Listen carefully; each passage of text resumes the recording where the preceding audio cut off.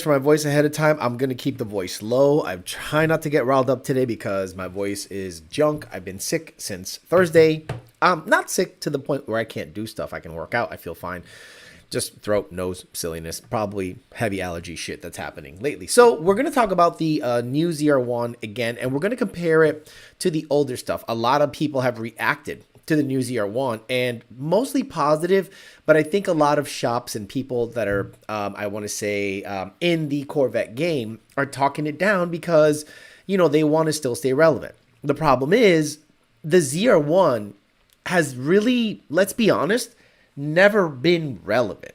Let's be really honest. A C6 ZR1 is very expensive to get into, and I'll talk about expensive about my car. My car is experiencing just nothing but issues, and I told you guys that lost that love and feeling. And yesterday after a watt pull, I totally lost the love and feeling for the car. So the C7 ZR1 you can't touch for under $140,000, and good luck finding one that isn't orange or some weirdo color. The exclusivity of those, it's even more you know, rare. And they're all 8-speed automatic, apparently. There's like rarely any manual ones. So a lot of people are like, oh, these people talking all this stuff about the new ZR1. Even the C6 ZR1, they didn't make 5,000 of them. They made, what, 4,400 C6 ZR1s as far as I can tell. Yeah, it was like 4,400 total C6 ZR1s made. So like I'm weirded out that people get a little bent out of shape about the new ZR1 when number one, it's not going to be out for a year. So it's not going to affect anybody anywhere. It's probably not going to be tunable for 2 years. But I do like that Chevy, or let's just say GM, really went after it. We'll get into all that, but not before Mr. Bill O'Reilly. Oh my God, I'm not set up. Say so else to the people here. Okay. We'll do it live. Okay. We'll do it live. Fuck it. Do it live. I'll write it and we'll do it live. Fucking thing sucks. You know, it always does suck. Last week I was hoping that the show would upload properly after the YouTube outage. It did, so I'm just going to relax, and if any issues pop up, just hang tight. DNAPperformance.com, DNAP Performance, the online parts house sponsor of the show. Thank you guys very much. YDBT or Amory, or mention the show at checkout, you'll get a discount. Caliber.com. I'd love to get into a GT350R. Get one at Caliber Stage 3 3160s. Get after it, but not before something happens with the ZR1, or I rebuild the ZR1 and keep going on in. LMP of MD, I checked it. They're probably going to be the ones that are going to buy my ZR1. I'm hoping. Get it out of my life. Who knows? We'll see. Late model performance. PMAP, Nick James, and PMAP, the best cold air intake on the planet. Don't buy any other cold air intake. I don't care who does diarrhea posts on Blood Racing. Who gives a shit? PMAP, nobody else. Markshop.com. Use Mustang parts. They pay their bill on time. Use Camaro parts, crank pallets, pull-outs, wheels, tires, suspension parts. Get at them. MP of Australia. I need that manifold. Two Auto Solution. Rami Zaidan and Two Auto Solution. And Bellac Industries. One of the, I don't know, I would say one of the premier drag wheel, you know, manufacturers of late model stuff. It's really nice. So you gotta, you know, if you're selling drugs, it's a good look. It's good for your portfolio. Pito Chiquito and Coyote Kelly, Nick, Slow 99, Clean 93, Bilovesh, Rizzy, 101 RTR, Corsa Gaze 9000, Amongst the Low MF, Holly Taquachimo, Christian Duran, Monty 540. What's up, Monty 540? AJ says we'll do it live. Tito the Great Devil, Peasant Jeff, Dustin, Wesley Stewart, Tito, Matt Oliver. See, I thought AJ was the one that got all fucking sideways last week, but wasn't it hater powered? He like crashed out. Black Cat 1478, Clint Stroke, Gregory Uppich, Valley 10 Speed, waiting for the twins to show up. Izzy R, Mark Christensen, Corsa Gaze, Joseph Roman, Nardi Mercado, Boost, Syphilis. Boost, Syphilis. AJ, he said he emailed me the spec sheet. I have it. Wesley Stewart, Risky Business, Bandit, Native Shift, Tito, Timo, Noise, John Jones, Jared McLeod, Nick Nair, Bryson Witt, 5-Way Josh, Slow 99, Anthony Kona Blue, Glass Roof Coyote, Turbo C5Z, Arturo Mosillo, Whippled 50, Turbo C5Z, La Pulga, 10 seconds, 06, 101 RTR. AJ says, no, Alex, I'm on the Patreon. I'm not on the Patreon. Gotcha. Above average Marquise, Gregory Upvich says, Chevy dropped their nuts with the new ZR1. They did. Zimbabwe champion D-Hat, Blackwing, who dominates the racetrack. Hey, Theo, how's it going? Hello from Edinburgh, Texas. Puro pinche 956 a la verga. Cuz let's get him a puro pinche 956 a la verga. Cuz I haven't done that in a while. 956 a la verga. We got Dyke Lover.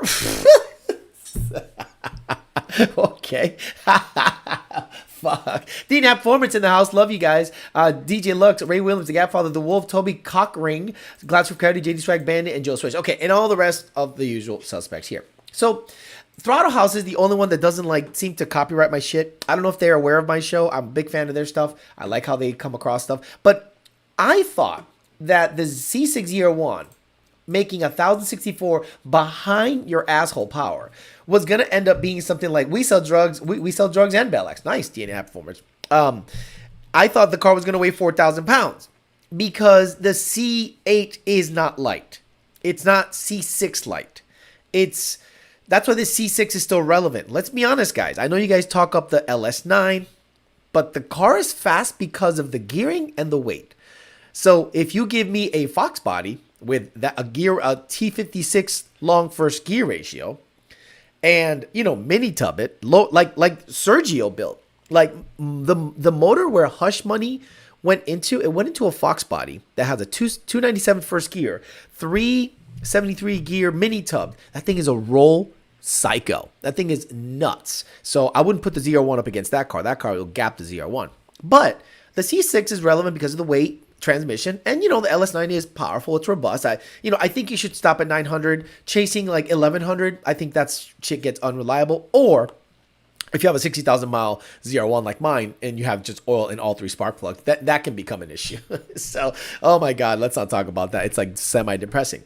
So the CC8 ZR1 only weighs 3,600 pounds. That's about what a Mustang weighs. So tell me, what does a Mustang at 900 wheel run? Except the Demon requires E85 gas in order to achieve that number. So the other thing is the power this thing makes is on pump gas, not E85, not flex fuel capable. That blew my mind, but it also gave me hope because I said, okay, they must have really good flow characteristics on the cylinder head. They must have really low compression. 9.8 is the compression. They have good sized turbos, but not necessarily 76 millimeter. It depends on how you measure them. So don't think it's a twin 76. You got to understand how some of these things get measured. I don't, but I know they're not technically twin 76s like the traditional sense. But the fact that they can do this on pump gas doesn't surprise me. So let's say you have a low enough compression. Let's get a low compression GT350 and shove big turbos down its throat. I think you can probably make 900 wheel, which is about, with meth, which is about 1,000 at the crank. This hits its 1,064 horses on pump gas. And there are other crazy things floating around at the moment, right? There's the incoming Mustang GTD, over 800 horsepower. Nobody cares. Like, this thing became irrelevant before it was relevant. 911 GT3 RS, 518 horsepower. That sounds measly. This has more than double the horsepower of a GT3 RS. That's because it's more of a GT2 RS fighter. But that's the one I want to see. So, because I don't understand the naming nomenclature of Porsche, the GT2 RS, I guess, is the Billy badass push everyone's shit in car. So if I know Porsche, they're probably not going to make 1,000.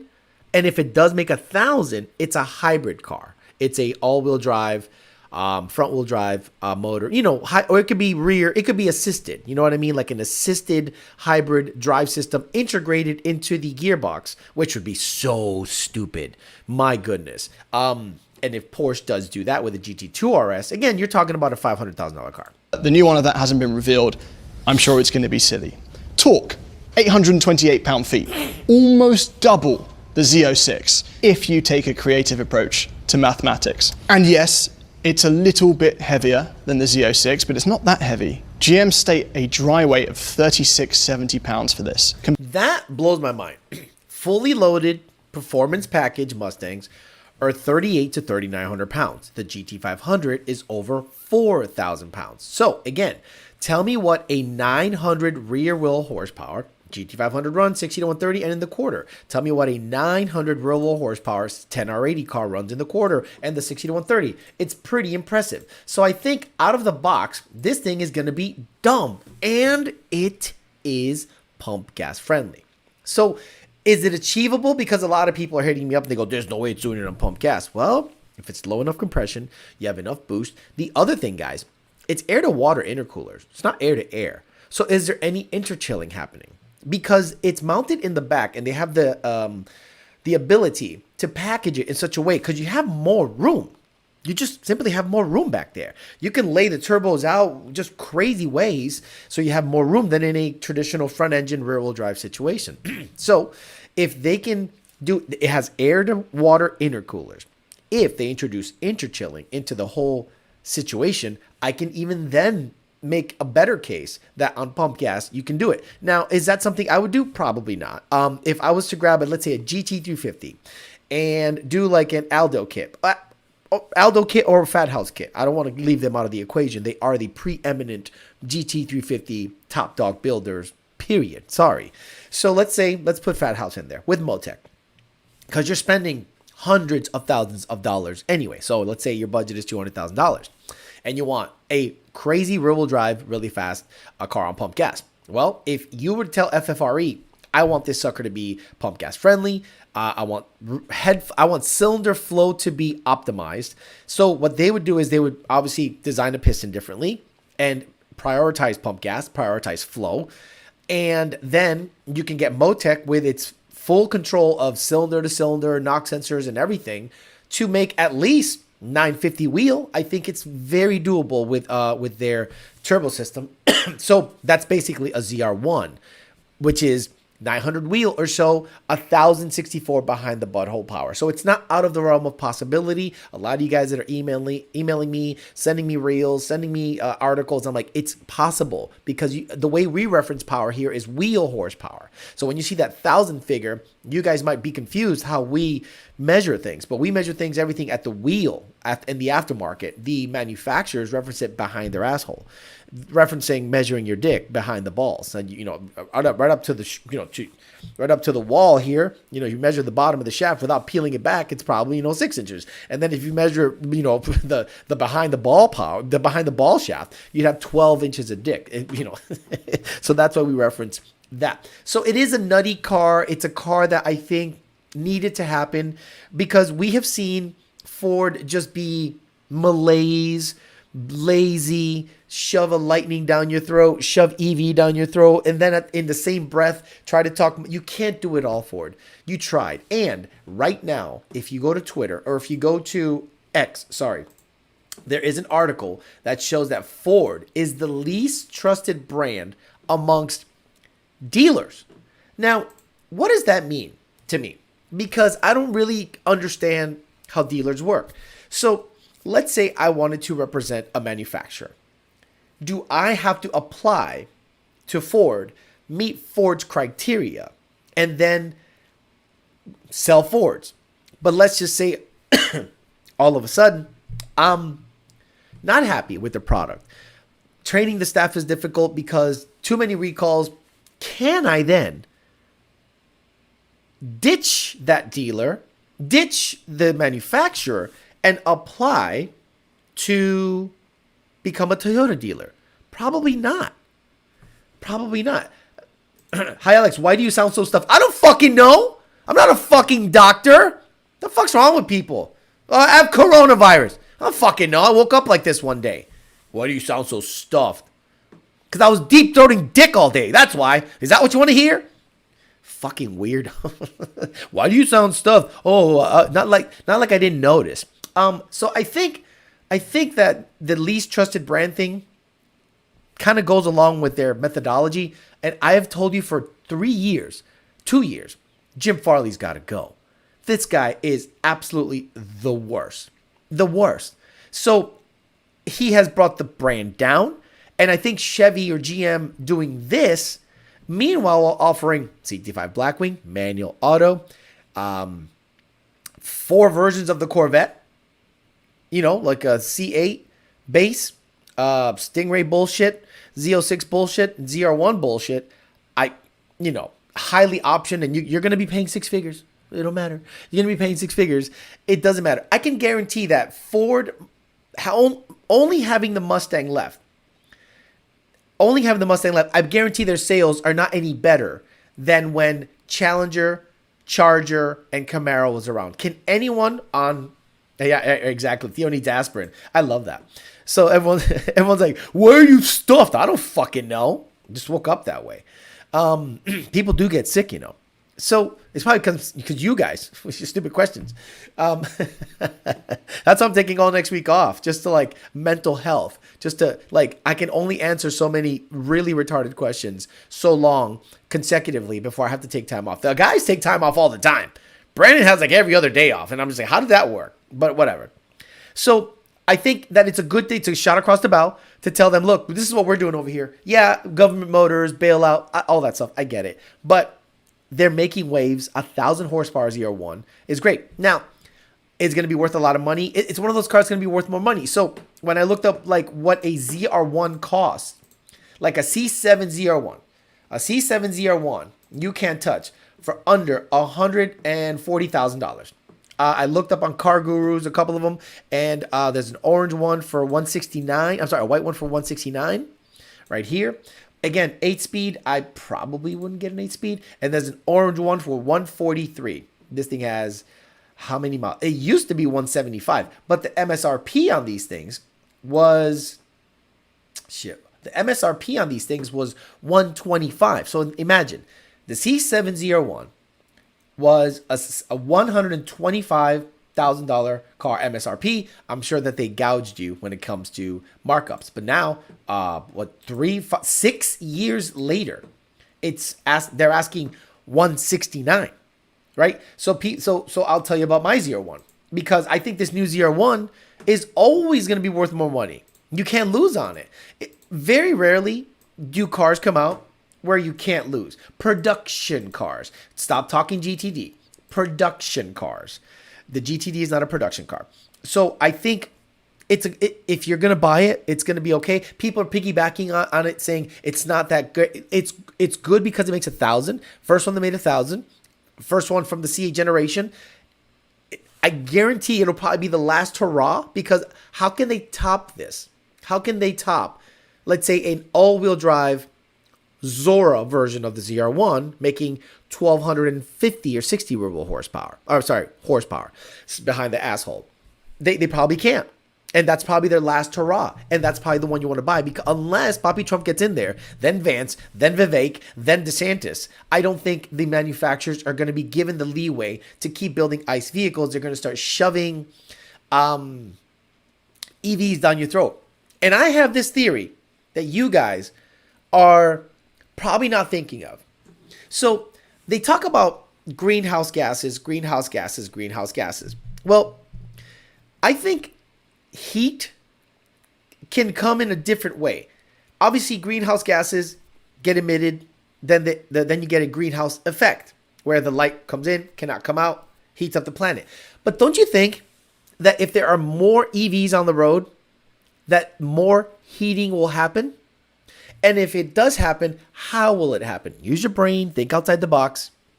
How do you think more heating will happen if no emissions happens? I'd love to hear someone on the chat get really creative and see if they're thinking and tracking along the same mindset. Think EV, think computation, right? Think about heat. Think about that. How can less ICE cars on the road lead to more heat on the planet? That'll be interesting. What's up with the blue shirt? Yeah, right. What's up with your bald head? Well, what's up with your Puerto Rican jeans? Like certain shit I can't control. C7 ZR1 or Viper, Alex? Okay, I wouldn't buy a Viper. I can't justify a $120,000 car that I can't modify without like an aftermarket computer. Whereas a C7 ZR1, I could probably use HP tuners, bolt-on Z85. It's got port and direct. Build the trans. I've seen Rami build them and go 8s with them in Puerto Rico. So kind of difficult. 85 with a modern swap all day. I've still seen only one C7 ZR1 on the road. I've seen like 10 here in Palm Beach. Travis says, the C7 ZR1 will hold crazy rally because it's the purest and the last real Corvette. Oh yeah, the C6 ZR1 with under 10,000 miles, it's chasing $100,000, but not quite. So I think the C6, because it's not refined, it's pretty rough. You know what I mean? Ken Phillips says C7 ZR1s and the sales actually sold for under MSRP. The C8 on the horizon.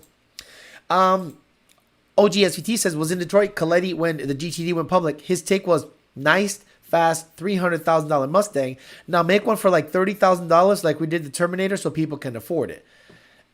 You were in Detroit with Coyote, OGSVT. And he said, nice, fast, $300,000 Mustang.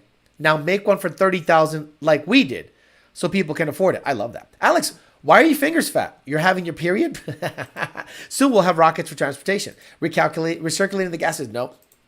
Generating any level of electricity brings heat. Charging, vehicle use, creating electricity for grids? Yes. Computational power. How much power, forget that, how much electricity do you need to support like a server farm?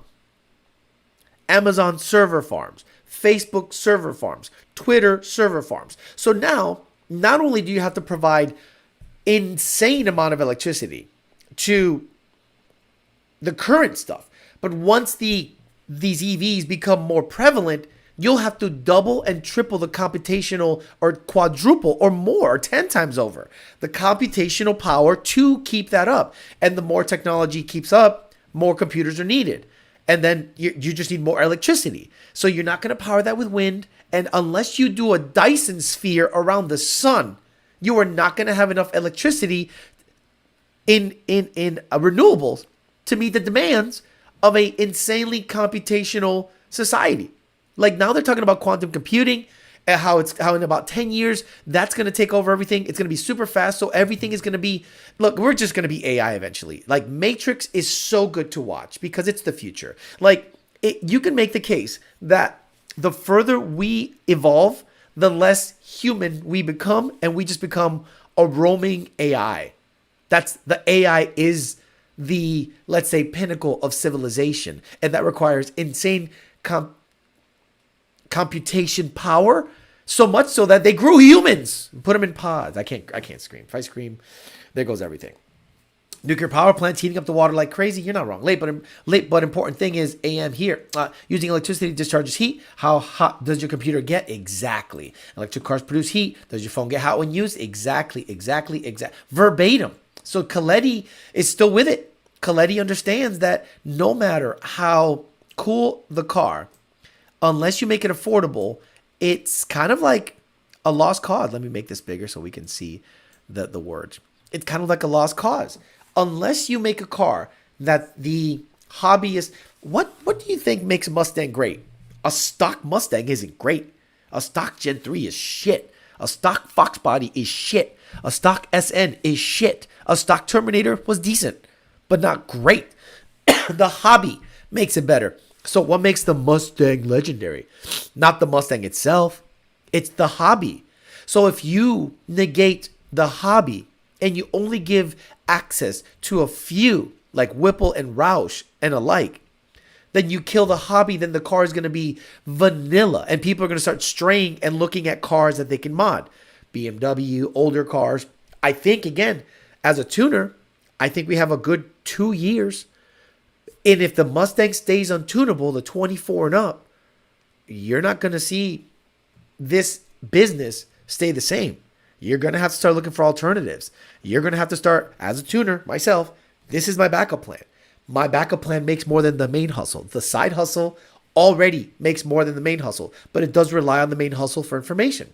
So I have to then reshuffle the board a little bit and make sure that I have a safety a parachute built in, and I do, and I'm glad that I do, but others might not. So what do?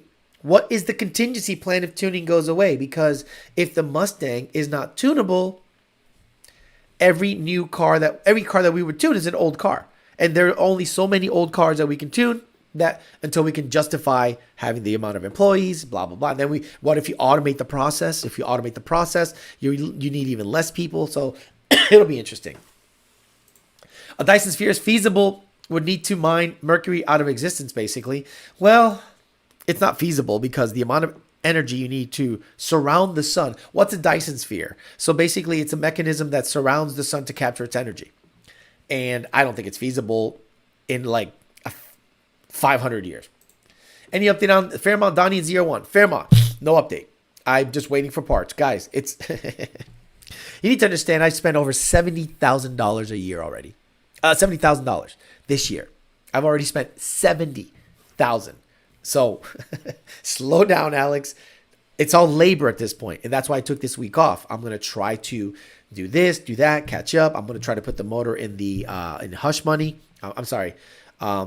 Motor in the GT500. The ZR1, I did a watt pull yesterday. IAT's got to 200, and I think the motor is more hurt than I thought. So I'm already looking at contingency plans on that.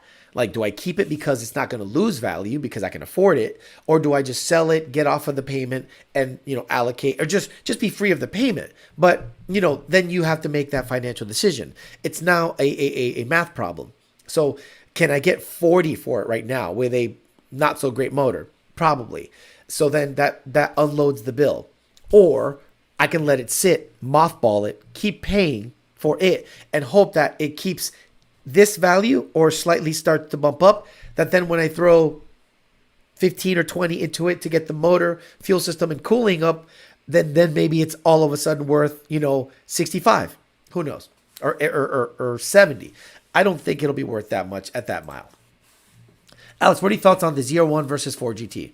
Who gives a fuck? Like, the ZR1. Which 4GT? Which 4GT? There's two. And which ZR1? I love these open-ended questions. Fat House doesn't sell kits. No, but I'm saying, let's say if they got a special order. Let's say I went to Fat House and I said, hey, I got $300,000 burning a hole in my pocket. I want to build a low compression pump gas. You'd be gay. I want to build a low compression pump gas GT350. They'd go, okay, you're gay, but we'll take your money. I think they can do it. Yeah, the ZR1. No, I like how people go, Coyote swapped the ZR1. So $35,000. Do you know how difficult it is to Coyote swap? There's a reason the ZR1 is dry sump. There's a reason that car is a nightmare to work on. It is not fun. You have to be set up for C6 ZR1s to work on them. Shit is in the fender. Like, you have to take the fender off to do certain things. And I'm like, no, thank you. I'm not going to start taking body parts off of cars. I don't care how easy you think it is because you've done it 16 times for someone that's not set up for it. No, thank you. So once the motor kind of didn't really have a good time, I don't know how IAT's got to 200 on that car, unless there's an air pocket. So I'm just like, what are you going to do? ZR1 will be hard to sell with no dead dad trunk space. Actually, the ZR1 has a bigger trunk than the S550. Alex, only 70K. You got to keep spending channel-wise. Make the government cut you a check. I think they're going to cut me a check next year. We are class 0 civilization. If you know, you know. Dyson Sphere is 1,000 or more years away. Yes. On the Kardashev level, Kardashev scale, we are a level 0. To get to a level 1, you're right. We're about 1,000 years away. We already seen what the backup plan could look like. Bow down to Whipple and have your engineers design a totally different lid. Dumb question, says Pepper. Should I be worried about a 6-7 watt shift on stock OPGs and crank sprocket? No. With a 125 pulley, you're worried about crank sprockets and OPGs and not your transmission on a 6-7 shift? Your transmission is what you should fuck with. I wouldn't do a 6-7 shift NA. Still getting my car dialed in. Shift points make a huge difference. Shifting at 7,200 RPMs. Affirm a new Texas speed motor for the ZR1. Exactly. Jamie Easton says, Pepper, do not shift. I'm sorry, Joe Swish says, do not shift into 7th. All vets are pain in the ass to work with. No, thank you. Do you regret the ZR1 purchase? I don't regret it. I had 2 really fun years. Really fun years. I got to experience it. The handling is elite. Brakes are elite. Not the most comfortable car. Hot as hell. Gets noticed everywhere. Like that car, when I take it out, people just fucking lose their mind. But I don't want the attention. The car can't be driven here. You know what I mean? It needs to be opened up. You can't enjoy the car in traffic. You have to be in the middle of nowhere to be able to enjoy this car properly. First gear goes 60. Second gear goes up to like 100. Third gear, top 130. So I'm like, this car needs legroom. to like, sorry, it needs somewhere to stretch its legs, and cruising it is not fun. It just, you know, so the way stock, that car was perfect. Stock, that car was perfect. It just needed to drive like that and make 900 horsepower. That's the problem. In order for a C6 ZR1 to make 900 horsepower, it has to be choppy, and I don't give a fuck what anybody says. No ZR1 with a cam drives well. No Camaro with a cam drives well. No Cadillac with a lot of you guys go, drives like stock. Shut the fuck up, please. There is no way. And if you have a Ram Air style intake, it's going to be wonky at low frequencies. And I experienced that. And I went, this car was perfect stock. Like, it just needed to make 900 horse and drive like stock, which is what's hopefully the ZR1 will do, the new ZR1. C6 Vets have decent trunk, easy to live with. ZR1 compression is 9.8. You were close with 10-1. Yeah, it seemed crazy to be in the 11s or 10s. So, yeah, I'm glad that I was somewhat close. Dad's in the front, 6.7 shift with an MT82. Well, good to know. What did I miss? What happened to the ZR1? One sentence. Did the engine shit the bed? The engine, I remember when it went off to bend caliber, one plug had oil in it. Did a wall pull yesterday. Now 3 plugs have oil in it. So I'm like, and it always smelled like coolant when I got it back. And I'm like, why does it smell like coolant? So it could have been a leak. It could have been a heat exchanger leak. And then that led to an air pocket issue, which led to 200 IATs, which led to potentially an issue. I could probably put plugs in it because they're either fouled, but the fact that it was smoking a decent amount, I was like, yeah, it's probably not happy. So I'm not going to drive it. I'm not going to try to hammer it out. I'm not even going to do a compression check. I know the motor. I knew the motor needed to be freshened up when Alec Bledsoe told me that it had 40% leak down on number 8. So I'm like, okay, so hopefully I can enjoy it for summer. No, I enjoyed it for 2 weeks. And then I was like, nah, this thing is, it's not it. Traffic kills fast cars. My Mustang is a Prius magnet. Drop it for a like. We'll watch a replay in the AM. Geared for too long to join at low speeds. Exactly.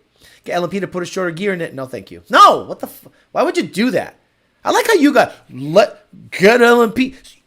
Guys, if I drop it off to a shop and I want to do any work on it, it's automatically thousands of dollars. Thousands of dollars. When you say Coyote swap it, tens of thousands of dollars. Rebuild the LS9, tens of thousands. No, it's not. Yes, it is. Put a LQ4 in it. Shut up.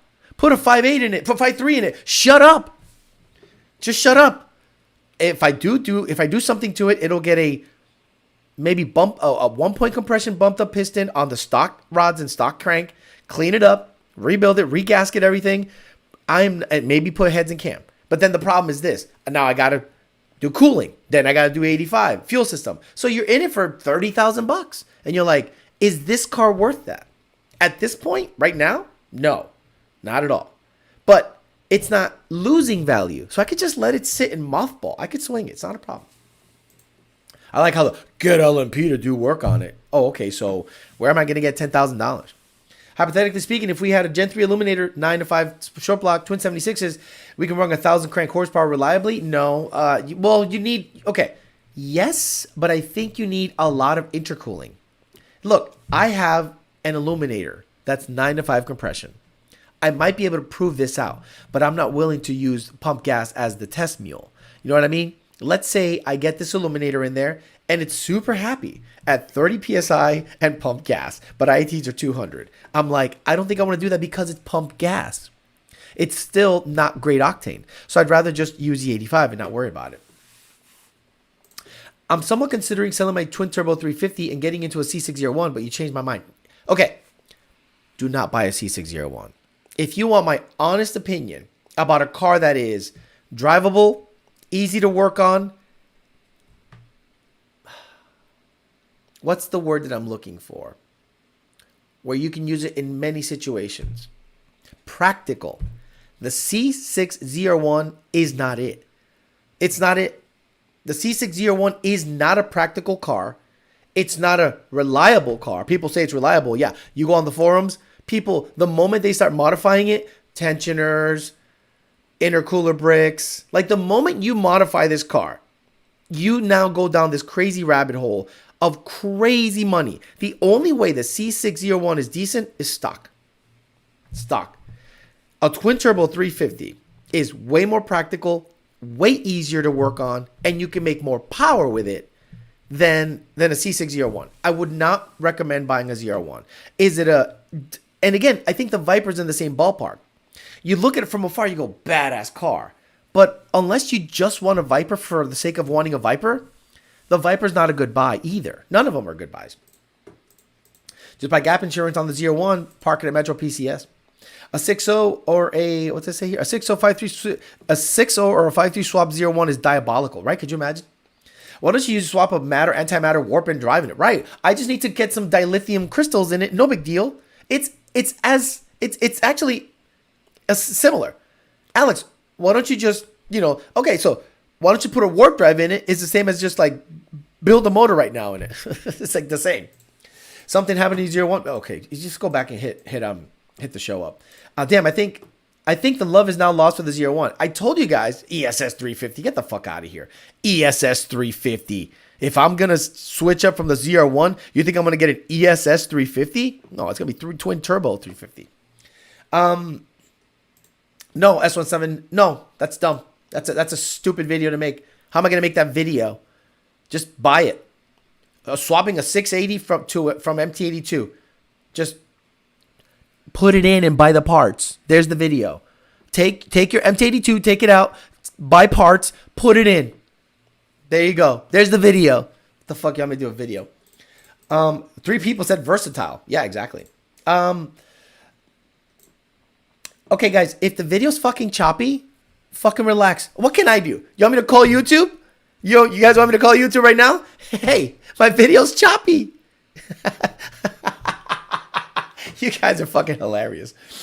A base C6 is as versatile as it gets if you want to only Corvette. No, because you still gotta, guys. A C6 Corvette is still a C6. You gotta get on the ground. No, it's not practical. What's practical is a Charger. What's practical is a Challenger. Slow and a ghetto magnet. Yeah, absolutely.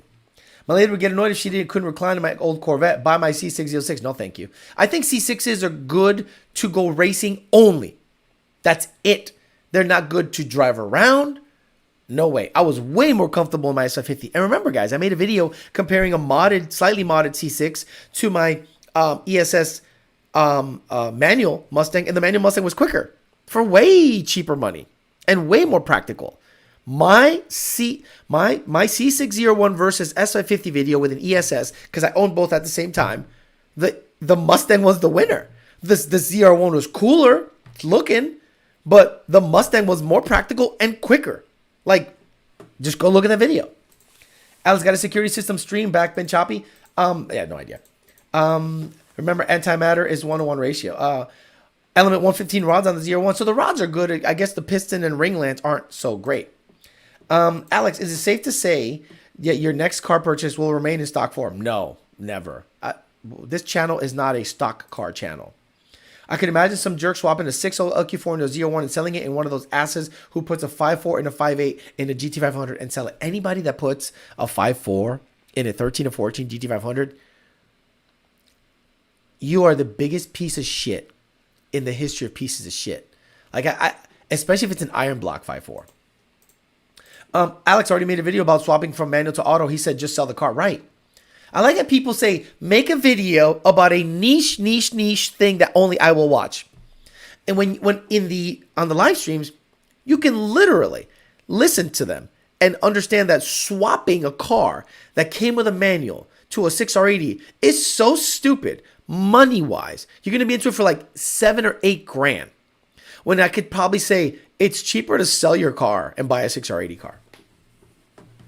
This chat puts peasants in peasant chat. Your voice is choppy tonight. I really want a genuine ZR1 chassis. I don't care about engine and want clean. How much? Crossrod, shut the fuck up. You think I'm gonna be cheap with the ZR1? You think I'm gonna say, well, you think I'm hard up? You think I'm hard up? That's what it sounds like. I don't care about the. I don't care about the engine and want clean title. You think I'm hard up? That car will sit. I can afford it, and if I can in a year or so, which who knows what tuning is going to be like. I can put a motor in it. I'll put a motor in it. Like, don't try to come at me like you're going to get something for cheap. Fuck no. The starting number starts with a 4 in its current condition. With a motor in it, starts with a 6 or a 7. Since you no longer have any feelings for the car, the fun factor is probably gone. Maybe sell it and get something you'll have fun with. If I sell it, I wouldn't get anything. I just keep chugging with the S197s. You know, I'd probably get a Boss 302, to be honest with you. C6 transmission tunnel keeps your drinks nice and hot. Exactly. You want to go drive a C6 ZR1 and put a drink in the center console, it's going to be 150 degrees. Again, the car is great to go racing. Nothing else. Nothing else. Look, I feel so bad for somebody that bought a C6 ZR1 and went down the rabbit hole before they could enjoy it for a year or two. I enjoyed it for a year or two in mostly stock form. The moment I started, I broke second gear in it, or second gear synchro in it, I'm like, this is going to be bad because it's the rabbit hole. Transmission, 9-10 grand. Yes. And then, you know, it got taken care of at the other place and it just was never the same. I'm like, it's going to be a problem. I've lost that love and feeling. And since it was gone 6 months, I just didn't care about it anymore. I go, you know what's been gone 6 months? I have no feelings. Like, I don't miss it. And that's when I knew that I just didn't care about the car anymore. But again, that doesn't mean I got to sell it. Can you make us a video doing an oil change on an S197 but using Royal Purple? I know a guy that built the C7 ZR1 into a full drag car, LS big single power glide. Okay. What do you want me to like? What do you expect as a reply to this statement? Like when you type this, did you expect me to go, "Oh my God, really? Tell me more." They're weird. People are weird. Can we just teleport already? I'm tired of spending money on cars that I can no longer afford, Grandpa. Can we just teleport already? I'm tired of spending money on cars I can no longer afford, Grandpa. I don't even know what he's talking about. So, I mean, what color is your ZR1? So a Coyote car I bought happened to have a Boss 302 mark stamped on the head and block. Don't care. Caleb Hammer would love to have a word with you. Okay. Just a question, bro. You sound like any Corvette guy. I've been in the game longer than you, Mustang boy. Okay. But you sounded like you were low. Look, I don't give a fuck how long you've been in the ZR1 game. It just means you've been gay longer than I have. That's all. My ESS S550 with a bolt-on ZR1, the S550 was quicker by like a decent amount and more reliable, more practical. So you can say Mustang boy like it's a negative, but the C6 ZR1 is only good when it's cammed, heads, intercooler brick from death, meth down his throat, built, the clutch is $3,000, and then after it's all said and done, you have a high 3-second or mid to mid 4-second 60 to 130 car that doesn't quarter mile that great in a manual transmission.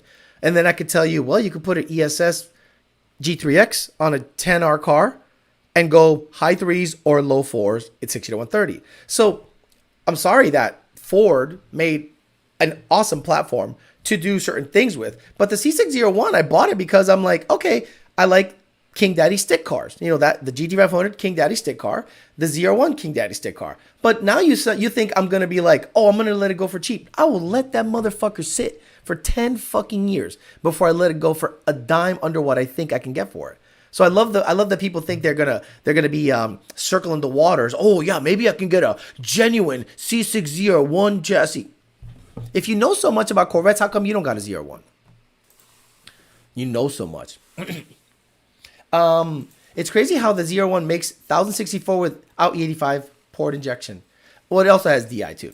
Sit on the vet, finish Donnie, sell both 350R when you're ready. Right. See, only Rears gets it. Like, I can do whatever. If someone says, look, I really like the car, how much you owe on it? I'm like, this much. And they're like, I'm not going to do below that. It's got a built trans, RPS dual, the 4-charge, whatever. It's got a Kong export, 2-inch headers. So you could look at Kelly Blue Book all you want, but I'm taking the mods into account. And if it's under what I think I can get for it, I just say no thank you, and I'll mothball it. And then in 2 or 3 years, put a motor in it and be happy. I love how people think they're going to circle the water and get my Corvette for 30,000 bucks. Boy, you are psycho. Yeah, I'm not taking any shit from everyone today. Yeah, stop trying to little boy Mr. Flores. I love that. People that try to little boy me. Mustang boy. In person, you're fucking asking my workout routine, and you are fucking getting my autograph. Because in person, you don't keep that same fucking energy. Nobody does. I would love for somebody that keeps that bullshit energy to say something in person. They never do. I wouldn't love it. I'm not looking for that. But man, at least I'd go, hey, at least you stand on business. I'll choke you out. Theo, I'm considering buying a Boss 302 rods and crank for my Gen 1. Ah, Jesus Christ. Just fucking throw a fucking Gen 2 motor in there, bro. Just throw a Gen 2 bottom end in there, please. You're gonna take a motor out. You're gonna take the crank out. You're gonna take rods. Then you probably have to balance everything just to make sure everything's good. Or unless you're gonna trust it's all gonna be good. Re-ring everything. Re-gasket everything. Or you can just sell your current motor and buy a Gen 2 short block and put it in there. Or Gen 3 short block and put it in there. Like, the Boss stuff isn't better than... The Boss bottom end isn't that much better than stock Gen 2, Gen 3 stuff. It's just not. The crank, maybe. ZR1 is PD port, and yeah, it has both. So I think the advantage of the port and the direct, and if I'm not mistaken, I heard one of the engineers say it has cam phasing, but is it twin independent? And by the way, Chevy guys, the guys that are rawing this, you understand that Chevy did this with a dual overhead cam motor. Like, I wish you guys could do me, I need you guys to do me a solid. Back in the day, I made a video about GM going dual overhead cam. And at the time, LS fanboys were losing their mind. Then LTs came around, now they're losing their mind. Not more chains than brains. Now, the highest horsepower Corvette ever made, NA and boosted, is dual overhead cam and potentially twin independent variable cam timing. Oh, you guys. Oh, you guys. You don't realize that Chevy gave up on the pushrod game when it comes to big power, reliably? Like, they gave up. They gave up. Like, y'all lost that. The LSLT guys lost that argument. I low-key enjoy watching Alex squabble with someone. Come to SC and come to SC. Here we go. Come to South Carolina or Georgia truck and I'll hold you to it. You're the one being the bitch. Why don't you come to me? You're the one being the bitch. Right? I don't know you. No one subscribes to your channel. I don't know who you are. Trying to get a Corvette for cheap money and then you get your panties in a wad. Of course you're from South Carolina or Georgia. Y'all soft over there, bro. But for all the shit y'all talk, you Southern boys are soft. You just talk a big game. And then you pull out a gun because you're tough. Fucking 13-year-old can do that. No, don't get rid of him. He's good. Don't get rid of him. Come to Georgia and find out. It's like Turvey's like, come to where the fuck does where does Turvey live? Where's that shitty area? Beaumont.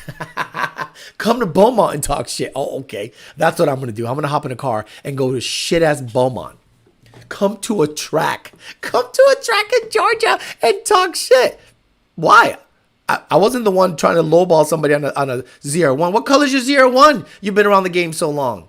Could you imagine being around the game so long on Corvettes and not having a ZR1? And some Mustang douchebag has a ZR1? Could you imagine? You've been around the game so fucking long, you don't even got the car. Fuck out of here. Like, fuck out of here, bro. For real. Peasant chat. Dude, it's always the peasant chat. Some guy say some sideways shit. The way you're talking about the ZR1 is the same way I feel about modding the 382 Hemi. Bend over and get ready for a 40 grit. No lube. Crossroads has Valvetronics exhaust. It was hater powered, and then he rage quit. Now Crossroads thinks he's gonna come in here and get a C6 ZR1 for $25,000. Bro, if you've been around the game so long, Corvette boy, pony up the dough. Give me $50K. Hell, for you, 70K. Cryo treatment on the internals, warn the money. I think he meant worth. Soft as a Georgia peach, exactly. Chevy sounding like VMP, the technology has evolved. So if someone stands on business, you'll sell the vet for cheap? No, I just hear everyone threaten me from afar because what I say is true. And I think when people hear truth told to their face, because a lot of people are nice, right? A lot of people genuinely are good, nice people, and they don't want to offend. And I will tell you to shut the fuck up, you're gay, and fuck you. And that triggers people. So they're like, oh yeah, wait until you come to buttfuck Egypt. And if I see you in buttfuck Egypt, we'll talk then. Oh, okay. Got it. I have to go to buttfuck Egypt. I do. Only vet people lowball the fuck out of someone to buy the car and then turn around and say, my car is the best car. Wait, Turvey lives in Jefferson County, Texas. I bet he's on I-10 Barley moving. It's always the lowballers. It's always the lowballers. He's probably the guy that's like, I'm gonna get the ZR1 repops on my C7. Like it's like having AMRs on a Mustang. He's you want to race, fight, or kiss? Probably all three at the same time. At the same time. I'm out of here, but I'll see. I'm out of here, but if I see you ever, I guarantee I'll ask you about it. Come to West Palm Beach, homo, and you'll see me and tell me you're at the fucking airport. That's it. There's like if. There's no if. You can make it happen. Don't say if I ever see you. Don't come with those empty threats. Make it happen. You're such a tough motherfucker. If you're such a tough motherfucker that stands on business because you were denied a lowball offer on the C6 ZR1 that I have, that you've been in the game longer that you don't have, stand on business. Get on a fucking Spirit Airlines flight and land your ass at fucking Palm Beach International. You're so fucking tough. Shut the fuck up with your fucking threats. Pussy ass. Get the fuck out of here. These stupid motherfuckers. Come to Georgia and find out. Come to South Carolina and find out. Why? Because you didn't like that your shitty lowball offer? And you know more about me than vets? You know so much? And then you get pissy? And then you fucking get your wad, your panties in a wad? And then you threaten me? Boy, show up. Show up at Palm Beach International. I'll pick you up and I'll fucking break you off in a fucking parking lot and then send you on your way. No problem. You don't even got to leave the fucking airport facility. I'll pick you up. We'll go somewhere. You know what? I'll do the short-term parking lot, right? I'll pick you up. We'll squabble, right? And then I'll put you right back on that Spirit Airlines flight. Right back on. Boom. Right back on that fucking plane. Here you go. I'll break your shit off so fucking bad it's not even funny, bro. I'd love that. All this rage that I've had for all these years, I'll take it off on your ass. I don't even know you. Fucking making thinly veiled threats like that. Boy, show up. Boy, these soft-ass Southern boys, you all soft. Without your gat, you're fucking soft. All y'all soft. Fuck out of here. Hypothetical thug. You know, these hypothetical thugs come out of the woodwork, and they think that I'm just an internet personality. He's just an internet guy. He's not about it. Oh, okay. All right, fuck. You know, you could bitch. Get on a plane. Let me know when you land. Text me, and you can get some of these. A fucking guy. He got mad that I said no to a lowball offer, and he rage quit. Bro, Spirit, short-term parking lot. Get done. Go back in. Get bandaged up. Get back on that flight, lick your wounds. Learned a lesson. He sounds more like a Hellcat Trackhouse kind of guy, probably just a pic of a vet on Google. Theo, relax. He meant rusted crotch. See, these are sometimes the best streams because you know, all it takes is, and then you know what happens? That's their origin story, right? Same thing with Tony Full-Bolton, right? That's his origin story, you know? Which made fun of his push bar bumper. And then he became the #1 hater on Facebook. And then, what's his name? the other guy, Hater Powered, he tried to say Valvetronic exhausts are great because Porsches have them. I was like, I don't care. They look like shit. And he's like, oh, yeah? He rage quit here. He rage quit on Patreon. He called y'all, he fuck you. And then this guy's like, come see me in Georgia. Fuck, come see me in Georgia. This guy's great.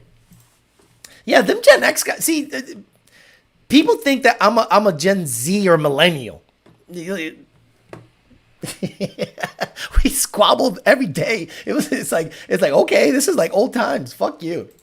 He won't come. He's scared. He put pennies on tight. Keyboard warrior. Hell of a time to start watching. What did I come into? Some guy tried to lowball me offer on the C6 because the motor's a little hurt. It's not like exploded. There's not a rod hanging out of it. It probably has a ringland issue. And he got all bent out of shape and said, come see me in South Carolina and I'll stand on business. Boy, get on that Spirit Airlines flight. How much is it again? I'll fucking PayPal him money. Let me see. Spirit Airlines. Spirit. Fucking cloud. Spirit.com. Spirit Airlines. Okay, let's see how much an ass whooping might cost the dude. Let me see. Because, he's the one talking all that shit. Book. So what? Georgia Airport. Georgia let's do South Carolina Airport. Wait, isn't it Myrtle Beach? Is it Myrtle Beach Airport? MYR. Okay, so we're going to go, accept all cookies. Yeah, no, I'm good. So, no, MYR. Shit. M. Yeah, let's do return flight. Is it M? LMN? MYR. Miami. MYR. Here we go. Myrtle Beach, right? Get on that shit and you can come to. Okay, here we go. PBI. West Palm Beach. Search flights. Monday. Nothing. One. What? What's happening? Nothing. We're sorry. There are no seats available. Oh, you lucky. I don't want to pay first class to get your ass here. There's nothing. Leave it. This motherfucker. Oh, fuck. He's going to have to drive down. Don't look it up. I would do 50,000 for the roller, to be honest. 50,000 is high. I'll be honest, Javier Martinez, I wouldn't want 50,000 for the car as it sits right now. I think that's too high. His screensaver is now changing from a ZR1 to something else. I wonder if the C8 ZR1 will see more power with better fuel like S650 boys do in E30. So that's interesting. I think we can get back on business. If the C8 ZR1 has enough fuel system to, let's say, boy, it needs a lot of fuel system. God, you know what it needs for fuel system to supply 20 psi from those turbos on that motor at that RPM? And the injectors, are they what size injectors are they? Boy, think about that. They have to be emissions compliant. They have to be big enough to flow and work in conjunction with the DI. But the thing is, I think the DI on Chevy side is robust. And, honestly, when you see the LT cars, they run, I think, and again, please correct me if I'm wrong. LTs are all DI, right? So if the motor is configured as DI first, in my opinion, it has to stay DI.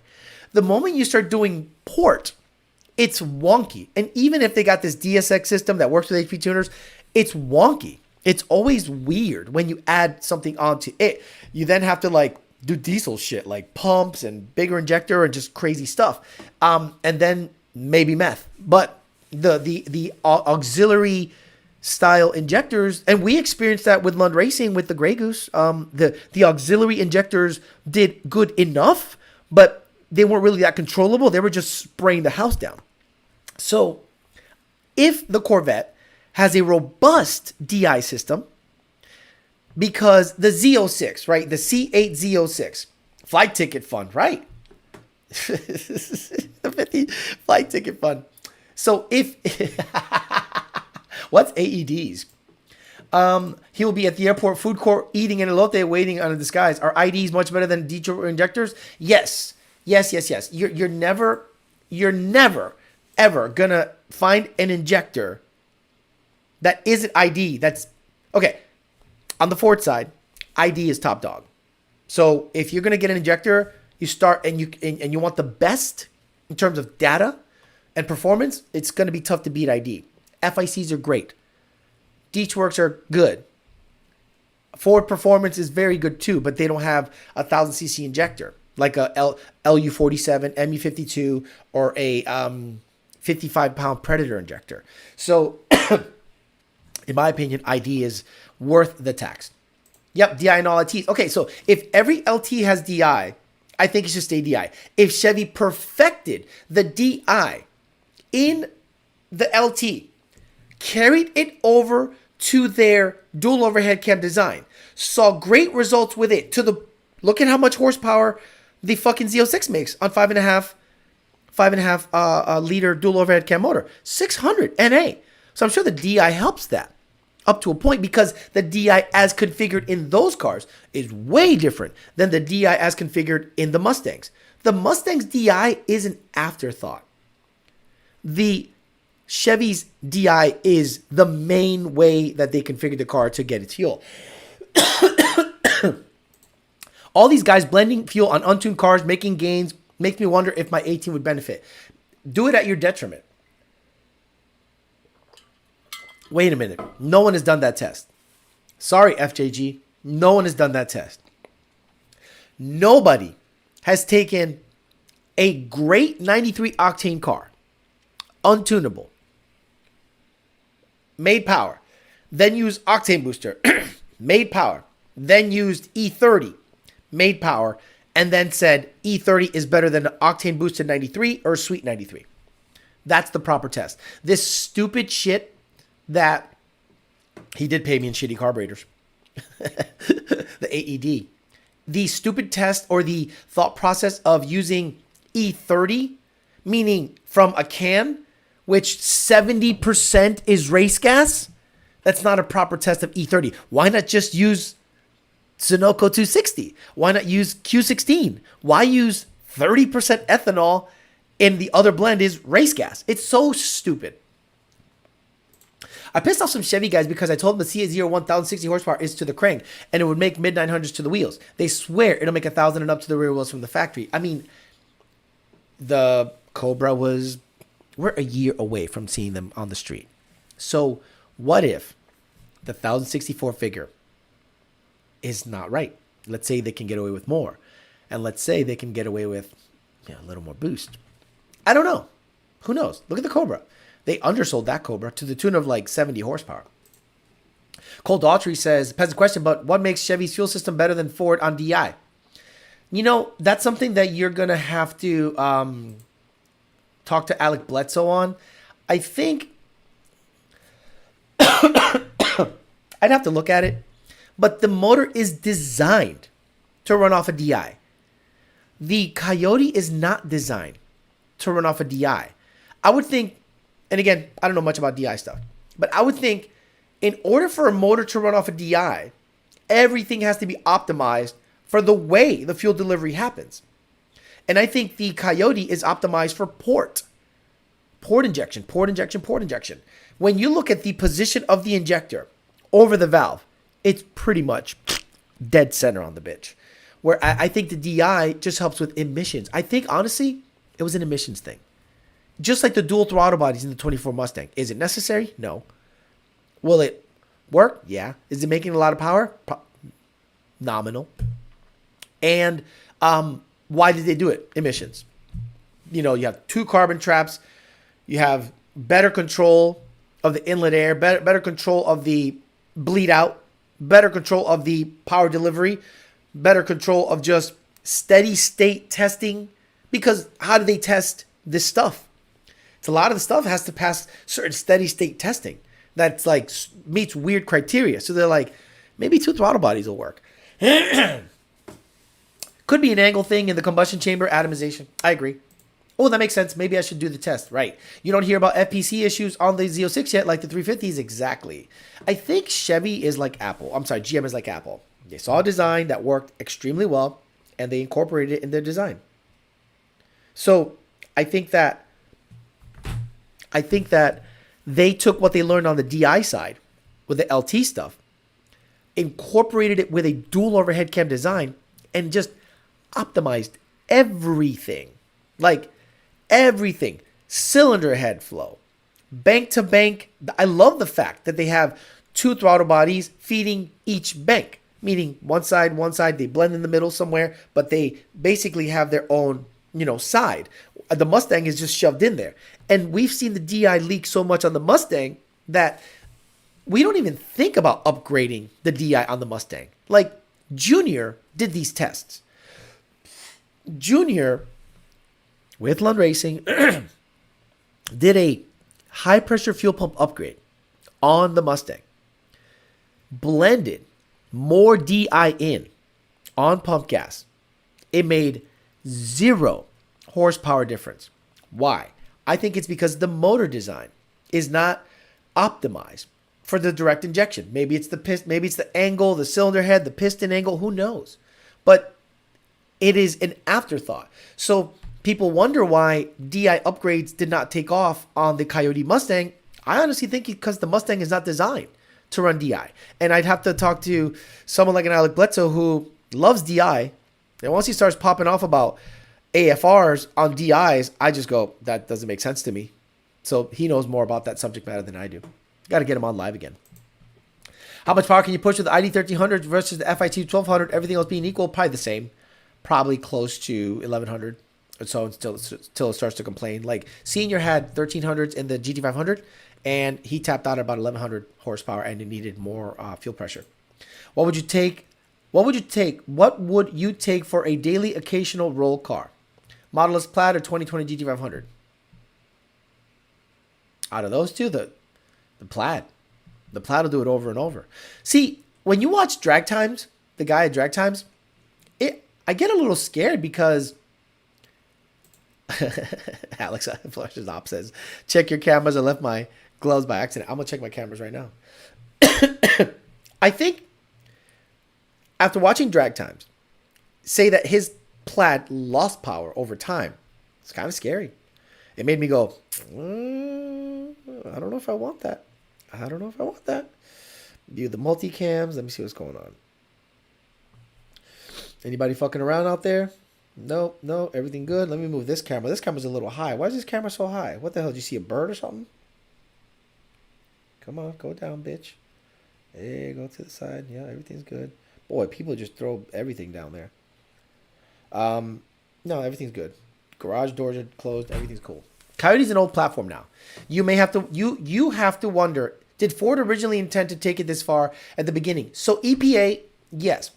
If you look at early casts of the Coyote cylinder head, let me see. Coyote Gen 1 cylinder head. There are bosses for DI. Where is it? I'm going to see if I could zoom in. So go on Google right now. Look at the valve side of a Gen 1 cylinder head. I'll do the same. Gen 1 Mustang cylinder head. And I'm going to show you a boss for the DI. This is Gen 1 supposedly right here. See this right here? Oh, fuck me. What is this? Oh, fuck this. I'm not going to promote them. I hate that. I just want to see. Here we go. Right there. So I think from the beginning, Ford was thinking DI, and it not because of power per se, but, you know, emissions. They have to plan things out like 10 years. Like the stuff they're thinking about now, the stuff that they're producing now is ridiculous, and you won't hear about it because of, you know, all the shit that's you know, NDAs and all this crazy stuff. But they have DIs everywhere. This is an EcoBoost deal. But if you look at a Gen 1 cylinder head and you look at where the DI sits on a Gen 3, you'll see that they had a little dimple and in place back in Gen 1 Mustang days. The Plaid came down in price a lot, so comparable in price to GT500. That's why I asked. I really was, yeah, so if you pay attention to, see, I know people are like, well, I didn't know that. How'd you know that, Alex? I don't talk about it because it doesn't come up. But yes, they were thinking DI stuff for a long time. What if you upgraded the DI injectors? Nope, same thing. I think it's such a loser on the Ford platform. That's why port injection just makes a shitload of power. Now, in theory, if you had a design, piston design, head design, overall layout, where DI is the dominant fuel, the Coyote would do great. Coyote would do wonderful. But I think you still have to supplement it for big power, for port, just like the ZR1 did on the new C8. They did DI and PI. The ZR1, DI and PI. Anytime you're making big power, you have to chase the fuel down that runner. You gotta. If you flip a Gen 1 heads upside down and a Gen 3 upside down, I bet the only difference you can see is a DI injector, so it would definitely be an afterthought. No, go look at it.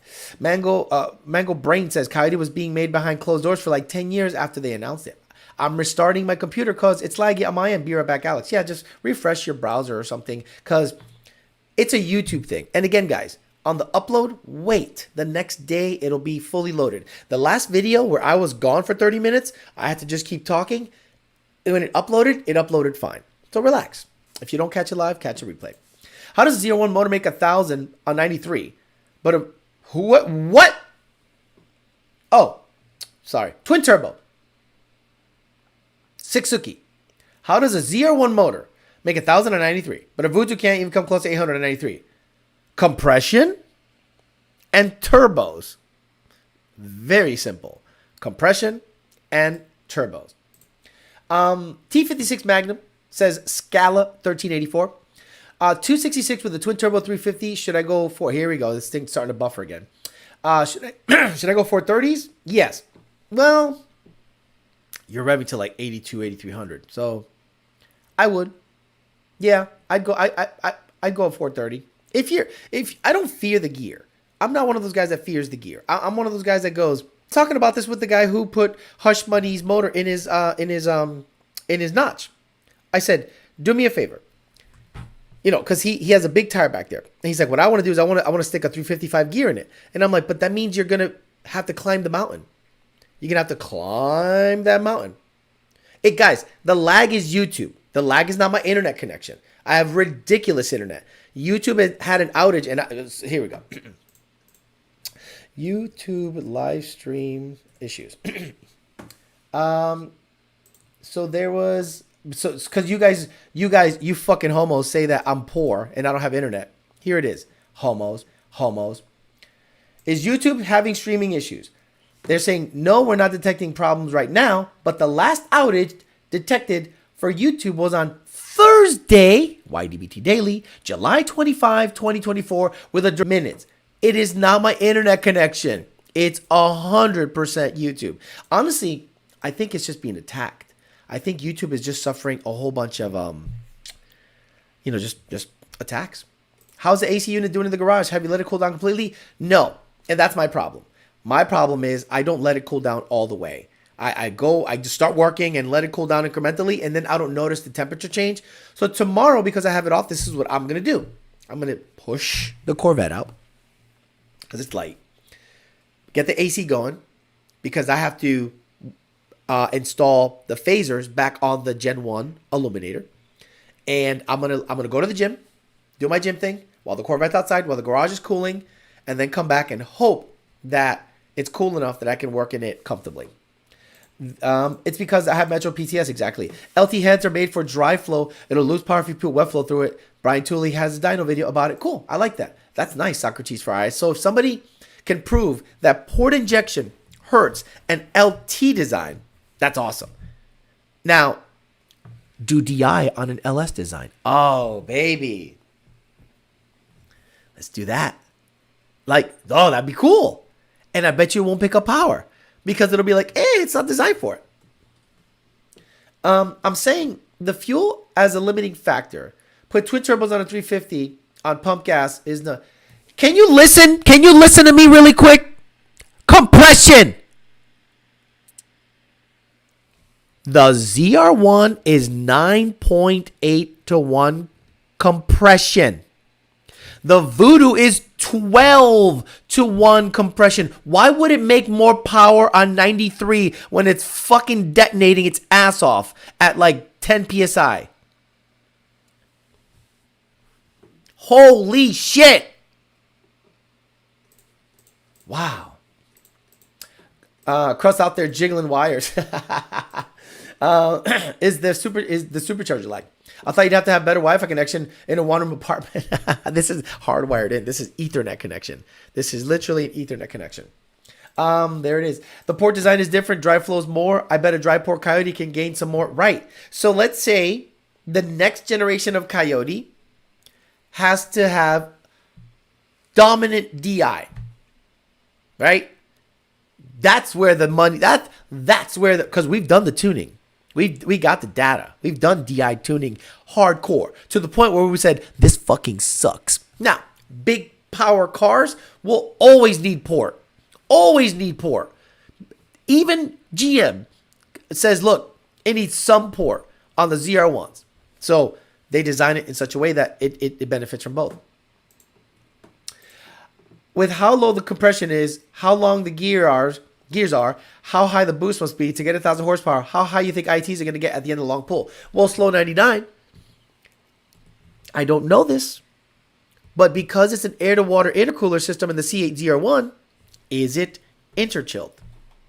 Somebody's stealing your internet, right? Did you finish what you were saying about the guy who bought Hush Money? Okay, so the guy that bought Hush Money's car thinks his thought process is off, in my opinion. And I'm not saying anything negative about the guy. He's actually so smart. But I think he's off. Coyote's rev. So Fox bodies generally, back in the day, didn't go much above 6,000 RPM. 62, 6,300 was the most you'd go on a mildly built car. So you wouldn't dare put a 430 in it because you're like, I'm going to run out of gear. So you get a 355 or 373 at most. Then you get a 28-inch tall tire. So now, Coyote's rev to 8,000, 8,200. To be honest with you guys, if the valve train is not floating and it's a centrifugal, I'll fucking spin that bitch to 9. Fuck it. But again, racing, things will break. So he's like, Alex, I got 373s in it right now. What do you think about me going to 355? I go, it'll accelerate less. You'll have less acceleration. He goes, how so? I said, because you'll have to climb up the mountain. You're making a longer climb up the mountain with a numerically lower gear ratio. He goes, what would you do? Because it's spinning with 373s. I go, put bags in the trunk. He's like, fuck. I didn't even think of that. And I'm like, yeah, bias the weight, put bags in the trunk and go. Audio is fine, Theo. For all you poor people, set your video settings to 480 instead of auto. Exactly. So with 30 PSI at 9A compression, you don't think the air charge is 180 plus? I would rather higher compression, lower boost. You don't understand shit, do you? If you're trying to make 1,000 and you're gonna use pump gas like a psychopath, let's say you are a psycho, and you're gonna limit your octane to 93, your intercooling has to be on point. You understand? The C8 ZR1 has air-to-water intercoolers. The Grey Goose at 45 PSI is like 110 IAT because it's iced down. Imagine in an alternate world that the air-to-water intercoolers on a C8 ZR1 are interchilled using the AC compressor and cooling the water. Is that getting just right? Is that just going right by your head? Like when I say that, do you just go, I don't get it? Just say that. Just say, I don't get what you're saying by interchilling. And then I would go, okay, I can't talk anymore. But I'm blown away that you're not understanding when I say air to water, it's not air to air, it's air to water. And if you don't interchill it, yes, it'll get hot. But if you do interchill it, or let's say the air to water is so efficient that the IATs aren't an issue. A 351 engine doesn't need to rev to 8,000 to make good power. They make jam at 6,000 for a street car. Oh my God, it's a fucking push rod motor. Vets, oh, I don't even want to talk. I don't even want to start. Vets always get the latest engine, then it goes to the other Chevy cars, LS in the Camaro, LS, LT in the Camaro. I hope we get the new 5.5 in the future Camaro. At what point does locking out cams make sense to Coyote? Never. Never. We went 6s VCT. I heard you mention a couple of months ago that someone is working to help the 10R80. Has Ben Caliber come up with anything new? No. You don't understand shit, do you, Alex? Alex circa 2024. But wait a minute. Hear me out. Wait, hear me out. Hear me out. I didn't say it did. Oh. If I had a heart attack right now, I'd smile. This week that I'm taking off, it's running like shit. Show me a photo of your JLT. That's a resonator delete. Oh, that's a no tuner required. That's not a JLT. That's a JLT sticker on a stock cold air box. I need a break from that. I need a mental break. Because, you know, if you hang out with a bunch of New Yorkers, eventually you'll develop a New York accent. If you hang out with a bunch of retards, eventually, you know, a couple extra chromosomes start popping up. Someone says, what future Camaro? Says Joe Swish. Right, it's gone. It's going to be an EV. My truck is pushing almost 50 PSI. OEM intercooler, my ITs after quarter miles like 40 over ambient. No, well, you don't get it, Rizzy. But no, you don't get it. It's like 180. How come the 12-to-1 compression GT350 doesn't make 1,000 like the... Didn't GM buy a 458 engine for a Ferrari to learn about the dual overhead cam stuff? That'd be interesting. I think they bought a whole car. Can you say 10.5 to 1 compression ratio? 10 to 5. Fuck you. I like to 1. Oh no. Nobody knows what you mean. Nobody knows what I mean when I say air to water. What the fuck do you think now you're gonna add an extra number to the compression? They're gonna be fucking lost. Tough night for Alex. Damn, y'all's questions are nuts tonight. Bro, listen, it's called the Peasant Chat, so I kind of expected it. The water's ambient temperature then? You're not keeping temps down with ambient water?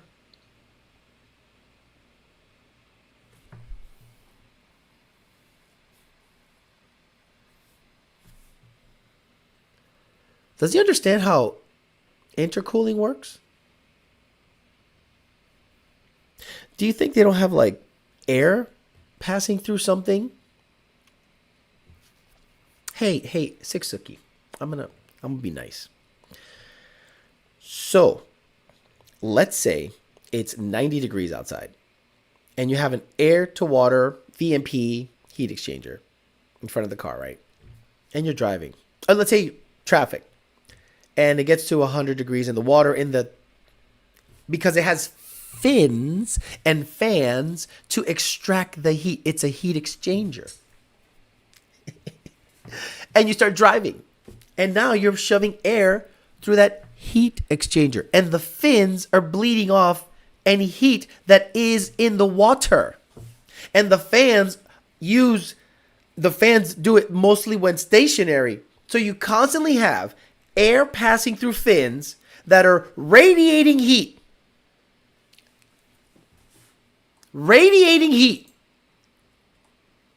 Please, if you don't,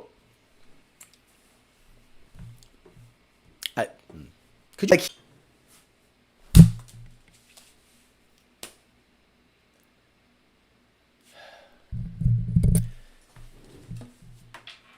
He said he didn't know it had radiators in them. Did you think it had an ice box? Holy shit. He said he didn't. I don't know. This might be the last Peasant Chat.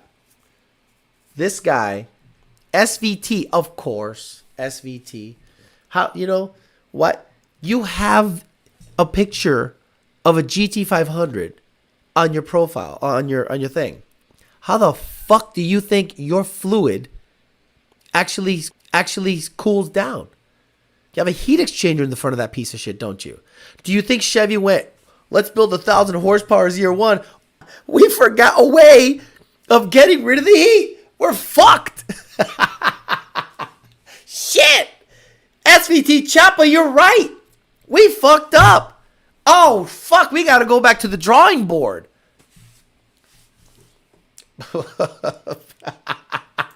Dude, this chat is retarded. He's like, I'm sorry. Don't be sorry. Like, could you imagine your SVT Choppa is at the ZR1 unveiling? So how do you intend on radiating the water heat? And they're like, oh shit, do you want a job? Hey, Larry, what? Come over here. Okay, what? This guy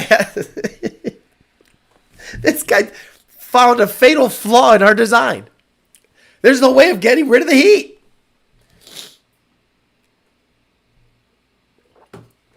Oh, I'm sorry. It's 6 Sookies. Jesus, I'm so confused. There's so many retards on the chat. 6 Suki and SVT Choppa. I got them confused. So it's 6 Suki? Oh, fuck. I'm sorry, SVT Choppa. Oh, fuck. I just can't keep track of the retards, bro. This is exactly why I took SVT out of my name. No, it's not SVT Choppa. I'm sorry, you're catching strays. It's 6 Suki. Fuck. But it made for a good clip, right? So it makes for fun shit. Oh my lord. Liquid transfers more thermal energy more efficiently than gases, aka air. But he's not joking. Choppa caught the meanest stray. If you needed a chance to retire, it's now. I feel like a genius tonight. Hire him on the spot. Do you want a job? Holy shit, we didn't know how we built this whole car out of coolant to cool it? No.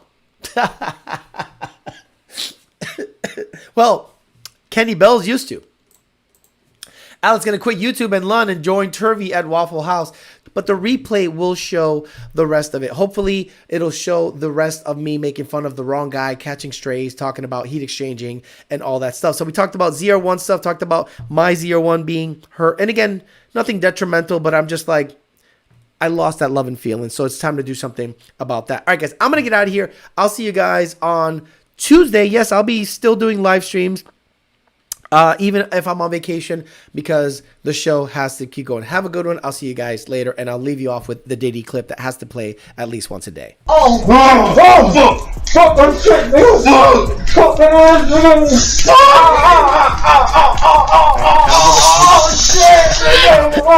Have a good rest of your night. I'll see you guys Tuesday.